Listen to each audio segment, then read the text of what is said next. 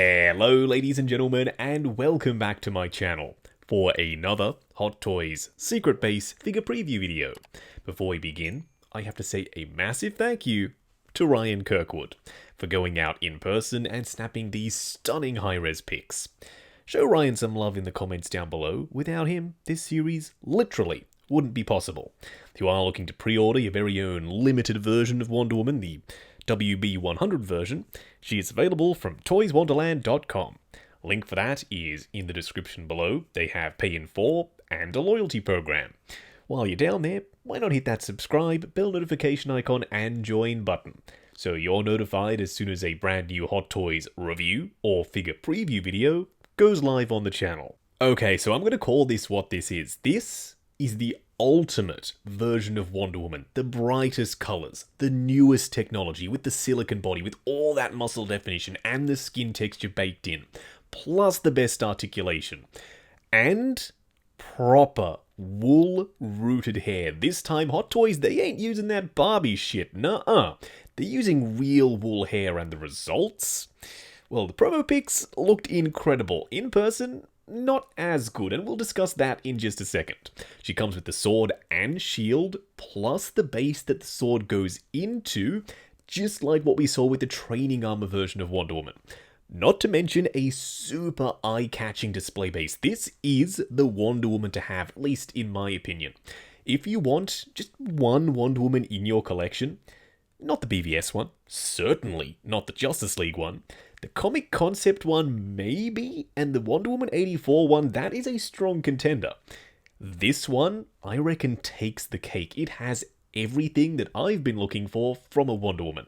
You can see that. The little base that the sword slots into, the Godkiller sword, the translucent effect braces to make it look like she's deflecting bullets, the little spooled up version of the lasso to go in her hand so it looks like she's grabbed a length of it as she's lassoing someone, multiple hands as you would expect, and that, for me, coupled with the shield, is more than enough for Wonder Woman.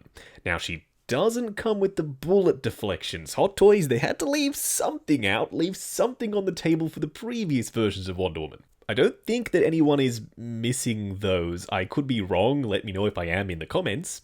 For me, I couldn't really care less about those little bullet deflections.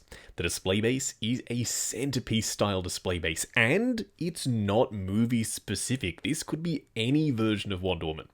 These little gold things that wrap around the base, stunning. They definitely will help this Wonder Woman stand out in the collection. Not that she needs any help with that at all, given the fact that she's got proper rooted hair. She looks so freaking real. This, I'm not sure what it's made out of. It could be some kind of acrylic, like this Wonder Woman backdrop thing that's staying in the box on my copy. It looks super tacky. Then again, it is a Wonder Woman logo, so if you do only have a Wonder Woman shrine, maybe it'll work for you. Once again, you'll have to let me know if this is something you like, or would you rather, like me, just leave the tacky bits and pieces in the box. She is still, unfortunately, using those really annoying hinges and swivels for the ankles. It's basically a huge wrist peg, so if you want her to have ankle tilt, you have to rotate the joint inside the boot so it's facing sideways, and then you'll have ankle tilt.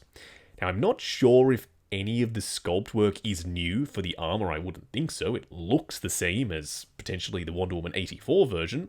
The paint applications, however, they're different. This time, it is more vibrant than JL and BVS. Not quite as vibrant as the Wonder Woman 84 version. They've toned down the red and the gold just a little. The blue for the skirt, oh, it's poppin'.